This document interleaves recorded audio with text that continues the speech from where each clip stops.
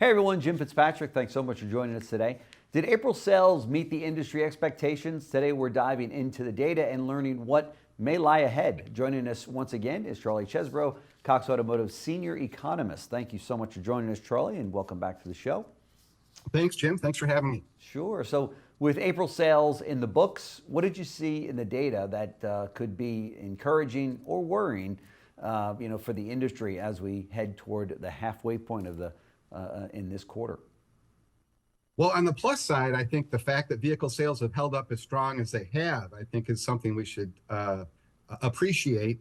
A lot of bad news out there, these high interest rates. We're looking at, auto loan rates, the highest they've been in decades. Sure. And certainly a lot of concerning global economic news and political news that has a lot of reasons for folks to be worried out there. So I think we should be happy that sales have held up as strong as they have. In the month of April, we didn't see any major disruption in terms of the sales pace out there. They pretty much came in close to expectations. But there were a couple nuggets that are worth pointing out, which is that there does appear to be a shift towards smaller sizes. And just to give you an idea, in the month of April, mid-size cars were down 16%, compact cars were up 10%.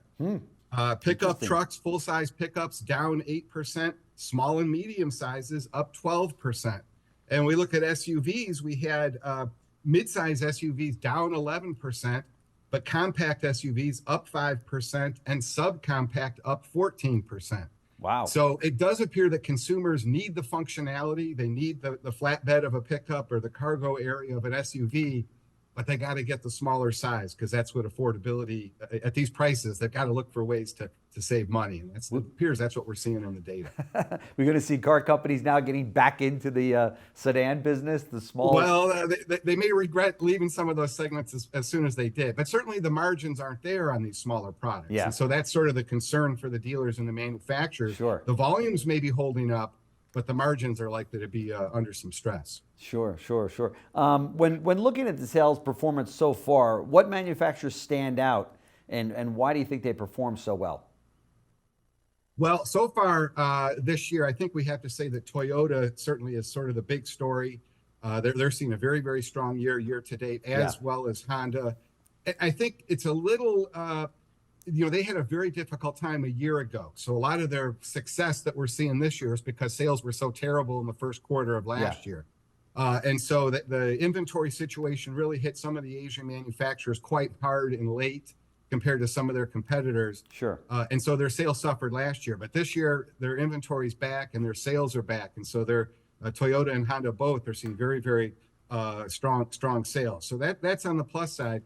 On the negative side, we're seeing Stellantis is really taking a hit this year. Their sales are down double digit. April was a very bad month. Right. The Ram pickup truck just is not selling out there. And many of their delivery vans, the Ram vans, they're just not holding up. They need that new Jeep Cherokee. They're sort of in an off year right now where the old Cherokee is gone and the new Cherokee's not here yet. So Jeep is seeing sales not as strong as they could be otherwise. And the other story, of course, is Tesla. They were the darling the last couple of years. Their volumes have been up and up and up, but that's not the case now. We're starting to see some year-over-year declines in their sales. Some of that is due to their own success. They had such a great year last year. It's hard to keep that level of success going. So that's part of it. But also, I think there's just a lot more competition for them now. A lot of the luxury brands have come in with their own EVs. And if you're spending $50,000, there's a lot to choose from now. There wasn't as much just a few years ago. Yeah, boy, that's so true. There's no question. And it was only a question of time before all of this happened. I think everyone in the industry could see these two forces merging, where you've got the legacy car companies that are producing such incredible EVs out there, and also Tesla that really hasn't changed their models at all, right? I mean, they haven't. And you look at the dashboard of a Tesla. I mean, it's very modern, very sleek. But there's not a lot of buttons. No. And is it a lot of luxury buyers like a lot of the buttons and bells and whistles and all that? And so it's a very unique type of buyer that wants the minimalist dashboard. And I think some of those electric vehicle buyers are seeing other opportunities out there for things. The other thing I would just mention, Jim, that I don't know that folks really think about is that we are starting to see the rise of used EVs. Yeah. And that's going to be a real competitive threat to the new model, because there's more and more used products out there to choose from. That's right. And many consumers might just decide that this is a good way to get their toe in the water with Sure. EVs without making the full commitment of a brand new one. Sure. And if you look at Tesla's models, really ever since they started, if you purchase a used one, nobody really knows if you bought it, how old that car is, right? That's right. That's So right. kind of the best of both worlds for the consumer. But so the Cox Automotive forecast at the beginning of the year was calling for 2024 to be the best year of new vehicle sales since 2019. Based on how April ended and what you're seeing so far in May, is that still how you'd be characterizing the new vehicle market?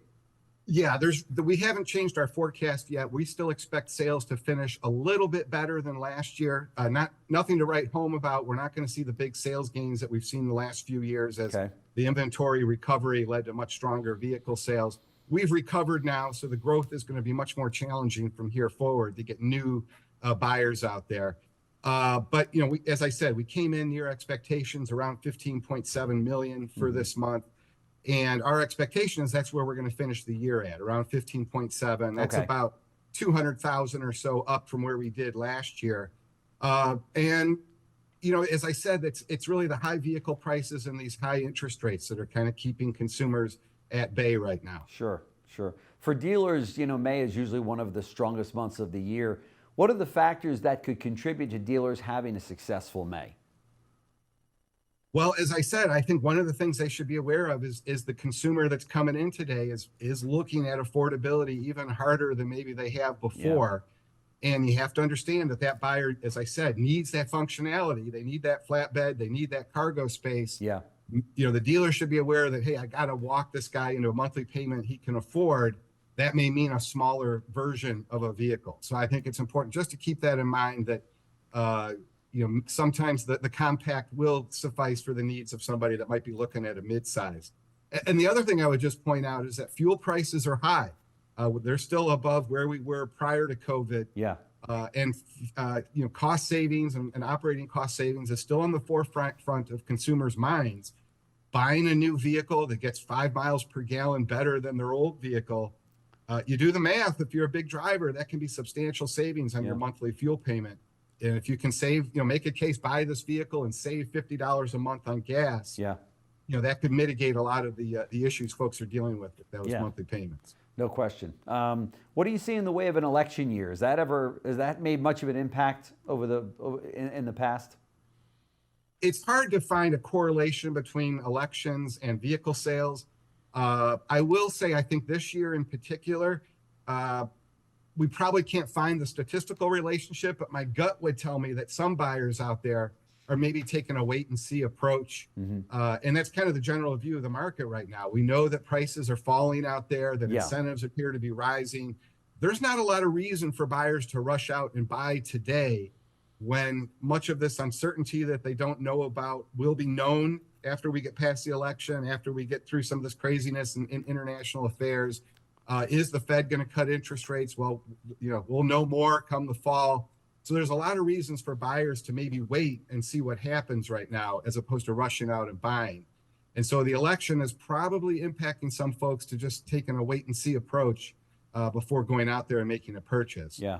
In terms of the impact on vehicle sales after the election, we may see some folks rush out and buy once it's all settled, once they've been waiting. Yeah. Just knowing what the future is going to be may be enough to get folks to be willing to open up their pocketbooks and make that purchase. Sure. Well, regardless of which side of the aisle you're on, buckle up. We're in for a heck of a ride. It's going to be a wild one, no doubt about it. Charlie Chesbrough, Senior Economist at Cox Automotive, thank you so much for all of your insights today. I know that our viewing audience will get a lot out of it, so thank you so much. All right. Thanks for having me, Jim. Thanks.